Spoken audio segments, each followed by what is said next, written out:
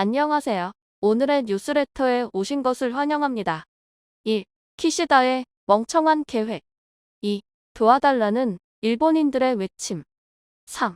한국의 기술이 기적을 만든다. 한번 진실을 알아봅시다. 일본 전범 기업이 한국에게 부실 공장을 넘겼다가 엄청난 반전이 나타나 일본 전체가 망연자실 상황에 빠져 화제가 되고 있습니다. 한순간의 판단이 한국과 일본 소재 업체의 운명을 크게 바꿔놨기 때문입니다. 무슨 일이 벌어졌기에 그들이 분통을 터뜨렸는지 한번 살펴보겠습니다. 그동안 한국과 일본 태양광 업체들은 보조금을 등에 업고 저가 공세에 나선 중국에게 크게 휘둘린 바 있습니다. 태양광 산업은 폴리실리콘, 인고, 웨이퍼, 셀 모듈로 이어지는 밸류 체인을 형성하고 있습니다. 전기요금은 폴리실리콘 제조원가의 40%를 차지합니다. 중국 업체가 쓰는 전기요금은 한국보다 40%가량 저렴했기에 가격 경쟁력이 있었던 것입니다. 2012년 1kg당 80달러였던 폴리실리콘 가격은 2016년 10달러 선 밑으로 떨어졌고 한국과 일본 대표업체들은 결단을 내려야 했습니다. 원가가 kg당 8달러임을 감안하면 생산할수록 손해를 보는 상황이 됐기 때문입니다. 2015년부터 중소업체들의 폐업은 이어졌고 대기업들도 사업을 축소하기 시작했습니다. 이때 한국과 일본 폴리실리콘 대표기업은 정반대의 행동을 했습니다. 우선 일본 도쿠야마는 말레이시아 공장 처분 결정을 내린 바 있습니다. 도쿠야마가 생소할지 몰라도 강제징용 전범 기업 명단에 올라 있는 기업입니다. 도쿠야마 사장은 태양전지 거품이 꺼지면서 원료 공장을 매각하게 됐다. 경영 리스크를 줄이기 위해서 사업 자체를 매각하는 것이 타당하다고 밝힌 바 있습니다. 2016년 당시 도쿠야마는 해당 사업으로 연간 수십억엔의 영업적자를 보고 있었습니다. 도쿠야마는 여러 기업에게 사업 양도를 타진했지만 누구 하나 관심을 보이지 않았다며 한탄했습니다. 실리콘 업계가 엄청나게 적자를 보는 상황에서 설비 능력을 늘리려는 기업이 거의 없었기 때문입니다. 그런데 해당 공장 인수에 과감하게 뛰어들었던 기업은 한국 OCI였습니다. 당시 OCI는 폴리실리콘 생산 세계 3위를 하고 있었습니다. OCI는 2016년 해당 회사 지분 5천만 주식 6.5%를 400억 원에 인수한 데 이어 2017년에는 나머지 지분 83.5%를 2천억 원에 모두 인수한 것으로 나타났습니다. 도쿠야마는 이 사업을 위해 2조 원 이상을 투자했는데 약 2천억 원이라는 헐값에 넘긴 것입니다. 당시 일본 언론들은 명문 도쿠야마의 2천억엔 투자에 슬픈 결말이라는 보도를 하기도 했습니다. 해당 공장은 2009년 설립돼 연 2만 톤 규모의 폴리실리콘을 생산할 수 있었습니다. 이로써 OCI의 생산 능력은 5만 2천 톤에서 7만 2천 톤으로 올랐고 독일 바커 7만 8천 톤에 이은 글로벌 2위가 되기도 했습니다. 당시 OCI가 이런 선택을 했던 것은 원가 경쟁력뿐 아니라 지정학적 이점이 있었기 때문이라는 분석입니다. 말레이시아 공장은 인근 대형 수력발전소를 통해 저렴한 가격에 전기를 공급받을 수 있으며 무역 분쟁의 3지대인 아시아 지역에 위치해 중국, 미국 등에 수출할 경우 규제가 비교적 적다는 특징이 있습니다. 전기의 90% 이상을 수력으로 공급받았기에 우리나라보다 35에서 65% 저렴해 중국과 붙어도 할만하다는 판단을 한 것입니다. 그렇게 도쿠야마의 노하우와 첨단 기술을 흡수해 생산 효율은 더욱 극대화됐습니다. 그런데 적자 기업을 떠넘긴 도쿠야마는 한국의 능력을 무시하고 안도하는 모습이었습니다. 매각 발표 다음 날 도쿠야마 주가가 16% 상승했던 것도 이 때문입니다. 실제로 OCI는 공장 매입 후에도 중국의 저가 공세의 위기를 겪는 듯 보이기도 했습니다. OCI 영업이익은 2011년까지 급격히 증가했지만 그 후 10년간 적자와 흑자가 반복되는 등 상당한 어려움을 겪어왔던 것을 알 수 있습니다. 하지만 위기에 적극적으로 대처하며 사업을 발빠르게 전환해갔습니다. 2021년 군산에 있던 1공장을 반도체용 폴리실리콘 공장으로 전환했고 2, 3공장은 생산을 멈춘 채 말레이시아로 이전을 추진했던 것입니다. 초고순도 폴리실리콘은 반도체, 웨이퍼에 사용되며 이보다 한 단계 낮은 고순도 폴리실리콘은 태양광 발전에 쓰이고 있습니다. OCI는 전기료가 중국보다 저렴한 말레이시아 공장으로 집중하는 전략을 썼습니다. 게다가 효율성을 더욱 극대화시켜 생산 능력을 연간 3만 톤 정도로 끌어올리기도 했습니다. 그런데 수년간 OCI의 발목을 잡았던 폴리실리콘 가격은 지난해부터 급등하기 시작했습니다. 2021년 kg당 6달러 수준에서 최근 30달러 이상으로 치솟은 것입니다. 지난해 폴리실리콘 가격이 급등했던 원인은 중국에서 찾을 수 있었습니다. 중국은 전 세계 태양광 밸류체인을 장악하고 있습니다. 폴리실리콘부터 웨이퍼, 셀, 모듈까지 중국 기업 점유율은 70에서 90% 정도입니다. 그런데 중국 폴리실리콘 공장이 전력난 등의 저조한 생산을 보였고 원료인 메탈 실리콘 생산까지 동시에 줄어 가격이 폭등했던 상황입니다. 그리고 미국이 인권 문제 등으로 중국 신장 지역 폴리실리콘 수출을 억제했던 것도 이유입니다. 작년에는 중국 태양광업체 3곳의 패널이 미국 세관에 억류되기도 했습니다. 중국 호신 실리콘이 생산한 원재료가 포함됐는지 확인하려 했던 것입니다. 호신 실리콘은 위구르족 강제 노동에 연루돼 있어 미국의 블랙리스트에 올라 있던 기업입니다. 문제는 해당 기업이 폴리실리콘 원재료인 메탈 실리콘 생산 1위 업체라는 점입니다. 중국 대부분의 태양광 업체들은 호신 실리콘 제품을 쓰고 있었습니다. 과거 OCI도 호신 실리콘 원재료를 사용한 바 있지만 현재는 탈중국 공급망을 구축해놔 피해를 벗어날 수 있었습니다. 중국의 자원 독점과 만행을 지속적으로 겪어 유럽과 중남미산으로 다변화를 해놨던 것입니다. 결국 중국 업체들의 수출길은 줄어들었고 OCI가 수혜를 입었던 상황입니다. 중국 태양광 업체들 또한 자국 소재 기업을 피해 수입처 다변화를 꾀하고 있습니다. 최근 세계 1위 태양광 모듈 업체인 중국 진코솔라가 OCI와 스푸성 계약을 진행했고 중국 론지솔라 또한 OCI와 10,000억 원 규모의 계약을 한 것도 이런 이유 때문이라는 분석입니다. 2018년에는 중국 업체들에게 끌려다니며 저가 계약을 했지만 최근에는 OCI가 주도권을 쥐고 가격 인상 협의를 진행하는 것으로 나타났습니다. OCI는 한국에 있던 유휴설비 5,000톤 규모를 말레이시아로 이송해 4분기 완공을 목표로 하고 있습니다. 그리고 나머지 3만 톤 규모의 설비도 옮겨 생산력을 더욱 높이기로 한 상태입니다. 결국 OCI의 주가가 2020년 26,000원까지 하락했다가 최근 10만 원 이상으로 올라서 있습니다. 2019년에는 1,800억 원대 영업적자를 보기도 했는데 작년에는 6,200억 원대 흑자로 돌아서며 10년 내 최대 성과를 기록한 것으로 나타났습니다. 영업이익률 또한 19.3%로 2011년 이후 최고치를 달성한 상황입니다. 최근 외국인들이 OCI 주식을 연속으로 쓸어 담은 것도 이런 이유 때문으로 볼 수 있습니다. 반면 도쿠야마 주가는 2019년 고점 대비 현재 반토막 이상으로 하락해 있습니다. 영업이익률 또한 2018년 15%에서 작년 9%대까지 빠르게 떨어진 것을 볼 수 있습니다. 이는 한국의 부실 기업을 떠넘겼다고 안도하다가 기타 사업까지 망해버린 것입니다. 태양광 설치 수요는 2015년 56GW 대비 올해 23GW 4배가량 증가가 전망되고 있습니다. 웨이퍼 수요량보다 폴리실리콘 생산량이 더 부족할 것으로 보고 있는 상태입니다.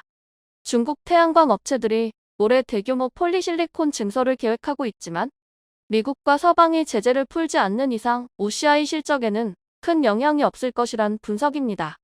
게다가 OCI는 금우석유화학과 합작 사업을 추진해 제품 다변화를 진행하고 포스코 케미칼과도 합작해 2차 전지, 핵심 소재 생산을 꾀하고 있습니다.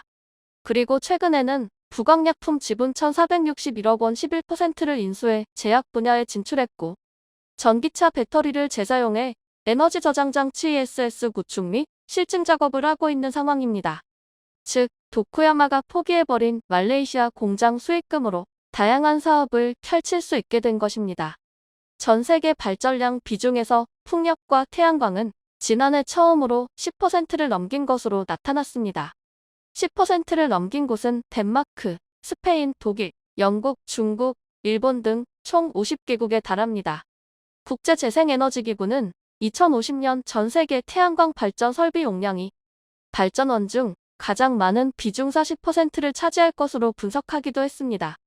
즉, OCI에게는 상당한 가능성이 열려 있는 상태입니다. 이렇게 한국에게 모든 것을 뺏긴 일본은 심각한 전력 위기 상황으로 빠져들고 있습니다. 일본 기업들이 사용하는 전기료는 작년 대비 2배 이상 뛰어 난리가 나고 있습니다. 일본 기업들은 급하게 다른 전력회사를 찾고 있지만 회사들이 접수를 정지해 폐업밖에 없다며 하소연이 쏟아지고 있습니다. 일본 신전력 사업자들 또한 도산이 속출하고 있습니다. 작년에만 14개사가 도산했는데 2020년 주건에 비해서 7배나 늘어난 상태입니다. 그리고 지난 1년간 31개사가 사업 철수를 한 것으로 나타났습니다. 이들 기업 대부분은 자기 발전소를 가지지 않은 채 전력 도매 시장에만 의존하고 있었습니다. 일본에서는 대형 전력회사 10개사가 각 지역에서 독점적으로 전력 사업을 해온 바 있습니다. 하지만 2000년부터 순차적으로 자유화가 진행돼 2016년 4월 완전 자유화가 됐습니다. 이들 대다수는 신재생에너지 발전소를 갖추지 못해 석탄 및 석유에너지 가격 상승에 취약한 면이 있었습니다. 최근에는 에너지 가격이 오르는 상황에서 엔화 가치까지 급락해 위기는 더욱 커져 있습니다. 기시다 총리는 에너지 가격 상승에 국민에게 협력을 부탁드린다는 발표를 하기도 했습니다. 이에 일본 네티즌들은 1만 개가 넘는 댓글로 전력 민영화에 분통을 터뜨린 상황입니다. 일본 대기업 전력회사 10곳은 지난 1년간 지속적으로 가격을 인상해 5년 중 최고치가 돼 있습니다. 반면 한국은 수년간 전기요금을 동결해왔고 최근에서야 약간 올리려는 정책을 펴고 있는 중입니다. 게다가 일본 소매 전력기업 위기의 기회를 잡은 곳 또한 한국으로 나타나고 있습니다. 태양광 패널 사업에 강점이 있는 한화큐셀이 일본 전력 소매 사업에 진출한 것입니다. 한화큐셀은 재생에너지를 앞세워 기존 전력 사업자와 경쟁 구도를 만들었습니다. 니혼 게이자이 신문은 오키나와를 제외한 일본 전국 가정을 상대로 한화큐셀이 대형 전력사보다 5%가량 저렴한 전기를 판매할 예정이라며 놀라워했습니다. 한화큐셀은 2011년 일본에 진출해 최근 태양광 솔루션 큐슈프림을 출시했고 2017년부터는 교세라를 제치며 현지 시장 점유율 1위를 하기도 했습니다. 결국 일본 기업들의 잘못된 선택이 경제를 쑥대밭으로 만들었다는 것을 알 수 있습니다. 변화에 적극적으로 대처하고 올바른 판단을 하는 한국. 더욱 정진하길 바랍니다. 한국산 불화수소를 이용해 만든 제품이 일본을 초토화시키고 있어 화제입니다. 그간 일본인들은 한국이 수출 규제 품목을 국산화해 이를 적용한 제품을 만들 경우 불량률이 높아져 결국 실패할 것이라 비판해온 바 있습니다. 그런데 이런 와중에 한국 제품이 일본 내에서조차 놀라운 결과를 이끌어 기시다 정부를 당혹스럽게 하고 있다는 설명입니다. 특히 더 이상 버틸 수 없던 일본 경제단체계의 달랜 회장단이 대거 방한해 삼성에게 제발 자신들을 버리지 말라는 식으로 협력을 요청하고 있는 것도 그들의 자존심을 뭉개고 있는 것으로 나타났습니다. 한국의 머리를 숙일 수밖에 없는 일본. 무슨 일이 벌어지고 있는지 자세히 알아보겠습니다. 일본 전자 대기업들은 2000년 이전까지만 해도 세계 TV 시장을 석권해 온 바 있습니다. 하지만 삼성과 LG에게 잇따라 밀리면서 경쟁력을 잃기 시작했고 그들은 몰락해갔죠. 히타치 제작소는 2018년 TV 생산을 중단했고 1965년 일본 최초의 컬러 TV를 개발한 도시바도 마찬가지였습니다. 도시바는 중국 하이센스의 TV 사업부를 매각한 후 작년 10월 결국 공장을 허물었던 상황입니다. 전성기 때 종업원이 7,000명에 달했지만 한국에 완전히 무너져버린 것입니다. 게다가 작년 11월에는 미쓰비시 전기가 액정 TV 출하를 종료하겠다고 선언했으며 비슷한 시기 파나소닉마저 유럽에서 TV 생산 철수를 결정했습니다. 이에 일본인들은 LG가 고성능 4K TV를 증산해 단가를 내린 것이 일본 기업의 몰락을 가져왔다. 싸구려라도 만들어서 한국과 싸울 수는 없습니까? 라며 분통을 터뜨리기도 했습니다. 일본 정부는 2012년 소니, 도시바, 히타치 등의 LCD 사업부를 통합해 재팬 디스플레이즈를 출범시키며 마지막 발버둥을 친 바 있습니다. 그리고 2015년에는 졸드를 자회사로 두며 또다시 한국 올레드를 따라잡으려 했습니다. 졸드는 수출 규제 직후인 2019년 11월 잉크젯 프린팅 기술을 기반으로 시장을 장악하겠다는 뜻을 밝히기도 했습니다. 예상대로만 되면 한국을 뛰어넘는 것은 시간 문제라면서 말입니다. 이와 함께 일본은 핵심 소재에 대한 수출 규제로 한국의 발목을 잡으려고도 했습니다. 일본이 차단한 불화수소는 반도체뿐 아니라 올레드 제품을 생산하는데 핵심 소재였던 것입니다. 하지만 한국은 그대로 당하고만 있지는 않았습니다. LG 디스플레이는 패널 생산에 쓰이는 불화수소를 솔브레인 제품으로 대체했고, 삼성 디스플레이도 일본산 액체 불화수소를 빠르게 국산으로 대체해갔습니다. 결국 일본에서 수입하는 불화수소는 2019년을 기점으로 크게 꺾여 거의 80% 이상 감소된 상태를 유지하고 있습니다. 이에 일본 스텔라 케미파와 모리타 화학은 큰 손실을 입었던 상황입니다. 그들은 100년에 달하는 일본의 불화수소 전문 기업의 노하우를 한국이 단기간에 따라잡는 것은 불가능하다며 자신감을 보여왔습니다. 한국산 소재로 작업을 할 경우 수율이 높지 않아 결국 몰락할 것이라면서 말입니다. 하지만 삼성과 LG는 국산 소재를 적용해 빠르게 수요를 안정시켜 나갔습니다. 그런데 최근 놀라운 소식 하나가 일본을 충격에 빠뜨리고 있습니다. LG 올레드 TV가 일본에서 크게 두각을 보이며 점유율을 높여버린 것입니다. 반응 속도를 더 디귿. 일본은 외국산의 무덤이라고 불릴 만큼 자국산에 대한 소비자의 충성도가 높은 시장입니다. 이런 일본에서 LG는 올해 1분기 말에 10% 벽을 깨고 역대 최고 실적을 기록한 것으로 나타났습니다. 브랜드별 점유율에서 1, 2, 3위를 하고 있는 소니, 파나소닉, 샤프 등은 약세를 보였지만 LG전자는 작년 7.3% 점유율에서 올해 12.6%로 올라서는 등 홀로 급상승을 보이고 있습니다. 일본 소비자들은 화질에 민감해 세계에서 TV 평균 판매 단가 SF가 가장 높은 것으로도 유명합니다. 지난해 1대당 평균 판매 가격은 781달러로 세계 평균 552달러 대비 29%나 높았고, 두 번째 순위인 서유럽 693달러보다도 11% 비싼 제품을 구입했던 상황입니다. 그리고 가장 낮은 중국 458달러과는 41% 차이를 보이기도 했습니다. LCD TV의 원조인 샤프와 세계 최고 영상 품질을 자랑하던 소니에 대한 환상에 빠져 가격이 비싸더라도 주로 일본제 제품을 구입해왔던 것입니다. 일본 시장에서 고가형 제품인 올레드 TV가 차지하는 비중은 30%를 넘기고 있습니다. 코로나 이전인 2018년 15% 대비 4년 만에 2배로 커진 상황입니다. 세계 평균이 13%인 점을 고려하면 엄청난 수치임을 알 수 있습니다. 일본 TV 시장은 그동안 국내 기업들이 뚫기 어려운 철옹성으로 여겨져 왔습니다. 삼성전자는 1980년 일본 법인을 설립한 뒤 뚜렷한 성과를 내지 못한 채 적자를 기록해왔고, 2009년 일본 내 생활가전 사업에서 완전히 철수를 하기도 했습니다. 16년 연속 세계 TV 판매 1위인 삼성전자가 유일하게 부진한 시장이 일본이었던 것입니다. 이런 치열한 시장에서 LG전자는 독자적인 기술력을 바탕으로 반전을 일으켰습니다. 실제로 일본 현지 전문가들은 LG전자의 기술력을 추켜세우고 있습니다. 일본 유력 전문지 하이비하이브이아이는 올해 LG 올레드 에보를 최고의 TV로 선정하기도 했습니다.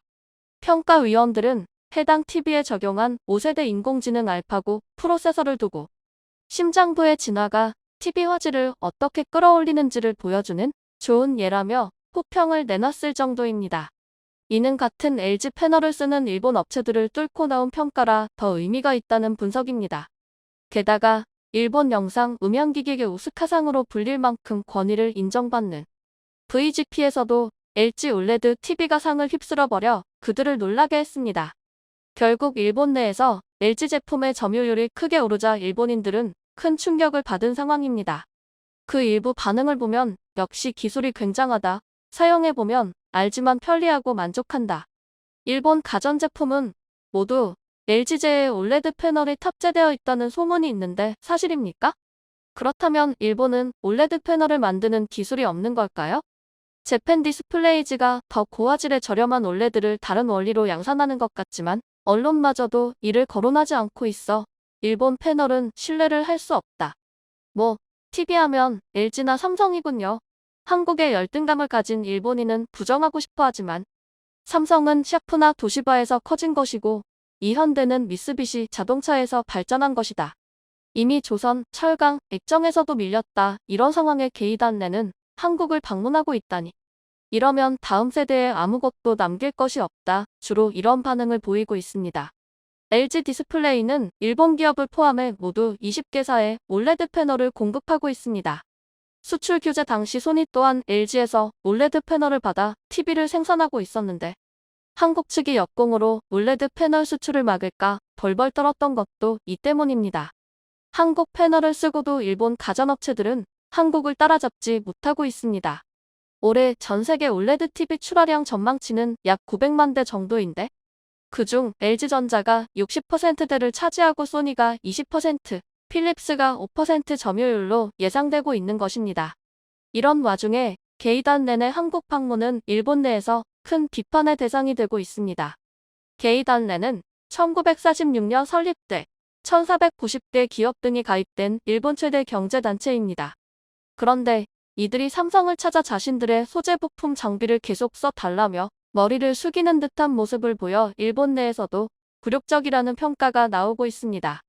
특히 게이단넨 회장인 스미토모 회장이 이재용 부회장을 만나 적극 협력을 당부했는데 스미토모는 삼성 스마트폰 등에 올레드 편광 필름을 공급해 오던 기업이라 주목을 받고 있습니다. 삼성이 편광판마저 그 길을 이룬 상태라 스미토모 회장을 다급하게 했다는 분석입니다. 스미토모 화학의 매출 구성은 편광판이 49%, 터치스크린 패널이 13%, 그리고 포토레지스트, 컬러 필터 등이 차지하고 있습니다. 스미토모가 편광판 분야 세계 1위를 하며 삼성에게 대부분을 공급해왔지만 작년 8월 삼성 디스플레이가 편광판을 사용하지 않는 올레드 패널을 상용화하자 대충격을 받았던 것입니다. 에코 올레드라고도 불리는 패널로 비투과율을 33% 높이고 소비 전력을 최대 25%까지 절감할 수 있는 획기적 기술이 적용돼 있습니다. 일본은 삼성이 반도체를 넘어 차세대 올레드 기술을 개발하는 것에 신경을 곤두세워왔습니다. 일본 졸드는 2020년 6월 삼성을 상대로 특허 소송을 걸었을 정도입니다. 일각에선 졸드가 중국 초트로부터 2천억 원 이상 투자를 유치한 직후 소송을 공식화한 점을 두고 일본과 중국이 합심해 한국을 무너뜨리려 했다는 분석이 나오기도 했습니다. 하지만 삼성은 작년 1월 졸드에 맞고소를 하며 대응했고 결국 졸드는 5개월 후 꼬리를 내린 채 특허 분쟁에서 물러난 바 있습니다. 그런데 삼성이 최근 일본의 야심을 완전히 꺾어버린 행동을 해 세계를 놀라게 하고 있습니다. 블룸버그는 삼성이 3억 달러를 투입해 독일 올레드 스타트업 사이노라의 지식재산권을 인수한 것에 주목했습니다. 삼성 벤처 투자가 2017년 가치를 알아보고 약 140억 원을 투자한 바 있는데 그간 기술력이 크게 확대된 상태로 삼성품으로 들어온 상황입니다. 해당 업체는 2008년 설립된 올레드 소재 업체로 100여 개의 특허를 가지고 있습니다. 전문가들은 폴더블폰이나 차세대 QD 올레드 TV에서 시너지가 날 것으로 분석하고 있습니다. 삼성은 2019년 대형 패널 사업을 기존 LCD에서 QD 올레드로 전환하기 위해 2025년까지 총 13조 원을 투입하겠다는 계획을 밝힌 바 있습니다. 이를 위해 지난달 LCD 패널 생산을 종료했으며 대신 QD 올레드 라인과 모바일용 6세대 라인에 집중하고 있는 상황입니다. 지난 3월 첫 선을 보인 QD 올레드 TV는 미국 시장 출시를 시작으로 영국, 프랑스, 독일 등 총 20개국의 제품을 내놓았고 호평이 이어지고 있습니다. 작년 11월까지만 해도 수율이 50% 수준이었지만 현재는 85%를 넘긴 상태입니다. 삼성 디스플레이의 패널 생산 능력은 약 100만 대 정도로 그중 일부를 소니가 구입해 자체 TV 제품으로 내놓기도 했습니다. 그런데 같은 패널을 두고도 삼성보다 훨씬 못한 원가 관리 능력을 보여 망신을 당하고 있습니다. 삼성전자는 65형 제품을 북미 등에서 약 3,000달러에 팔고 있다면 소니는 같은 패널로 만든 TV를 4,000달러 수준으로 책정해 판매하려 했던 것입니다. 결국 가성비가 더 뛰어난 삼성 제품이 더 인기를 끌고 있는 상황입니다. 졸드는 삼성이 독점한 모바일용 올레드나 LG 디스플레이가 주도하는 대형 올레드 시장을 피해 컴퓨터에 쓰이는 중소형 모니터 제품 쪽으로 눈을 돌리고 있습니다. 중국과 합심해 대형 올레드 공장을 짓기로 했지만 이 또한 진척이 없는 상황입니다. 크기와 관계없이 졸드의 점유율은 1%도 안 되는 초라한 성적을 유지하고 있습니다. 결국 일본이 한국을 막기는 더욱 어려워졌다는 분석입니다. 일본 소재를 국산화해 전 세계 1위를 유지하고 있는 한국. 더욱 기술력을 높여나가길 바랍니다. 마지막으로 뉴스레터를 팔로우해주셔서 감사합니다.